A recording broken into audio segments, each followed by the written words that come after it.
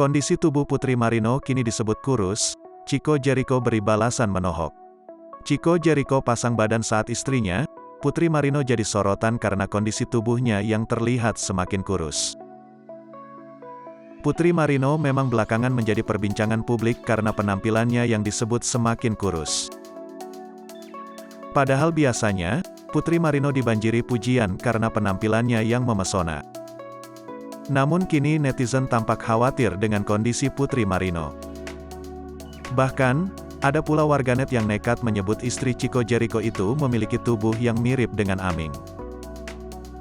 Hingga kini, komentar soal tubuh Putri Marino kerap bertebaran di media sosialnya. Seakan belum cukup, warganet juga memberikan komentar yang sama di unggahan sang suami, Chico Jericho. Dalam salah satu unggahannya, Chico dan Putri tampak sedang menghadiri sebuah festival film. Meski banyak yang mengucapkan selamat, ternyata ada pula netizen yang menyoroti tubuh Putri Marino yang tampak kurus.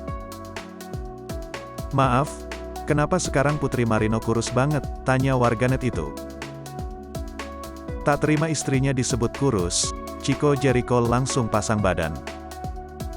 Bahkan, dirinya sampai memberikan balasan menohok. "Gue aja nggak komplain, kenapa lu komplain? Mau-mau dialah, yang penting sehat," jawab ayah satu anak ini dengan pedas.